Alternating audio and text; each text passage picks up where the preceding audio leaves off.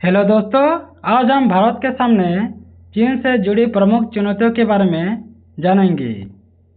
तो चलो वीडियो को हम स्टार्ट करते हैं। भारत के सामने चीन को लेकर कई प्रकार की चुनौतियां हैं, जैसे रणनीतिक, आर्थिक, सैन्य में और भू राजनीतिक में, और साइबर फ्रॉड के बारे में भी। तो हम ये सब एक एक के बारे में विस्तृत से हम विश्लेषण करेंगे। पहले हम सीमाई विवाद के बारे में जान लेते हैं। एलएसी या लाइन ऑफ एक्चुअल कंट्रोल पर बार बार घुसपैठ की घटनाएं आता है, जैसे डोकलाम गतिरोध किया था 2017 में, और गलवान झड़ भी हुआ था 2020 में। इसमें भारत के 20 सैनिक शहीद हो गए थे, और चीन अरुणाचल प्रदेश को दक्षिण तिब्बत बताता है और उस पर दावा भी करता है खुद का है चीन का, ऐसे बोलकर। भारत की चिंता या चीन द्वारा इंफ्रास्ट्रक्चर, सड़कें, एयरबेस का तेजी से निर्माण कर रहा है बॉर्डर पर भारत की। उसके बाद आर्थिक असंतुलन के बारे में जान लेते हैं। भारत और चीन के बीच व्यापार में भारी असंतुलन है। भारत चीन से बड़ी मात्रा में आयात करता है, जबकि निर्यात कम करता है। जैसे उदाहरण में हम देखें तो 2023 में लगभग 100 अरब डॉलर व्यापार करता है, जिसमें चीन का लाभ ज़्यादा है। भारत में मेक इन इंडिया को झटका लगता है, क्योंकि भारतीय मार्केट सस्ते चीनी प्रोडक्ट से भर जाता है। उसके बाद हम जान लेते हैं सैन्य शक्ति का अंतर के बारे में। चीन के क्षेत्र के बारे में जानेंगे और भारत क्षेत्र के बारे में जानेंगे। तो पहले चीन में सेना का आकार 20 लाख है, जबकि भारत में 14 लाख है।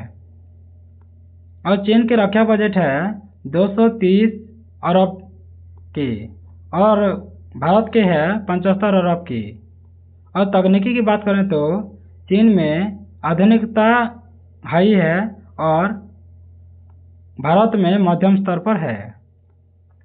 चीन की पीएलए या पीपुल लिबरेशन आर्मी का आधुनिकीकरण तेजी से हो रहा है। चीन की नौसेना हिंद महासागर में सक्रिय हो रही है। यह भारत के लिए बड़ा खतरा हो सकता है।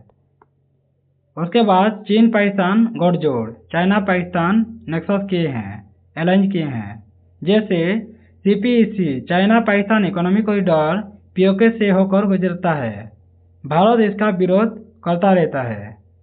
उसके बाद चीन पाकिस्तान को हथियार देता है, ड्रोन तकनीकी देकर भारत की सुरक्षा के लिए दबाव बनाता है।